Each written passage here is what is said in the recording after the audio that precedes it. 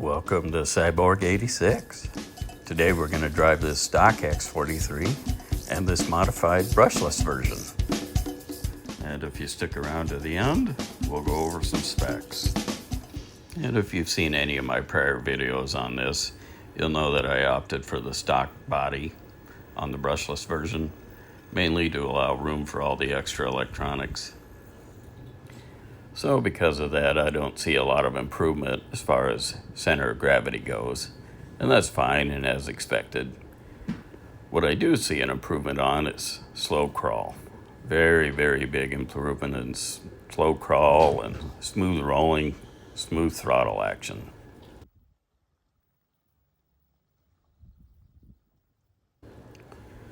Now, because it crawls so slow, I tend to drive it slow.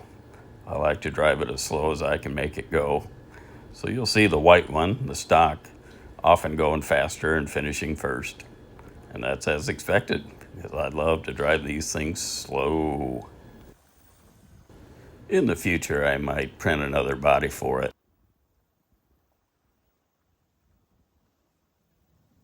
But I've got it buttoned up tight now and dependable, so I'm going to move on to other projects for a while and just enjoy this slow crawl.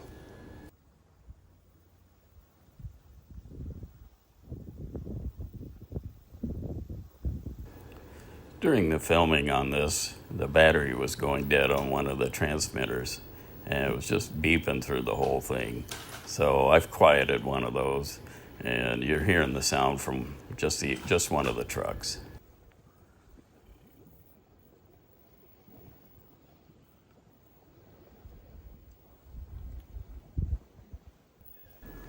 Here I decided to just hunt around a little bit for the steepest line I could take.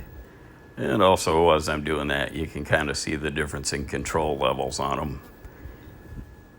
The front end will lift, and it'll tip back, and the spare tire will catch.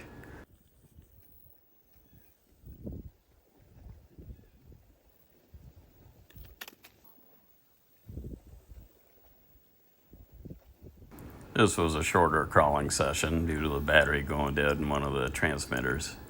But I'll get to the specs here now. The stock ready to run with original electronics weighs about 98 grams. And the brushless that has been gutted and replaced with brushless electronics weighs 94. And the stock has a forward bias slightly, around 49 grams forward and 47 on the back. There's always a small error when scaling it out this way. Now the brushless has about 47 grams forward. And on the back I see about 47, so about 50-50. My inclinometer is off about 1.5 degrees just due to the way I had to mount it. So you can subtract 1.5 degrees to get a feel for how these are. But really just watch them and see when they tumble. We'll look at the downhill now.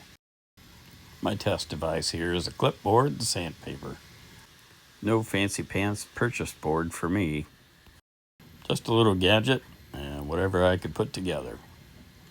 We'll do a little side hill now. Not enough room to do them both at the same time, so we can just watch the degrees there. Again, subtract 1.5 degrees. And everything's kind of approximate, just to give us a feel for it.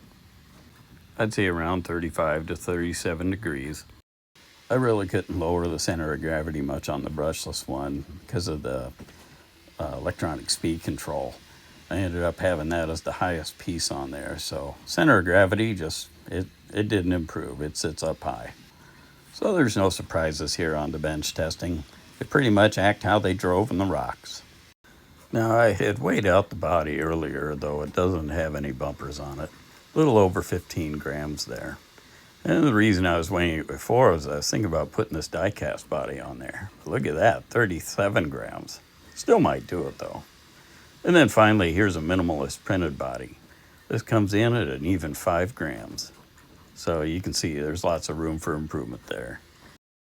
So hope you enjoyed this video. I'll leave you here with a little slow motion carnage action. And I appreciate your watching.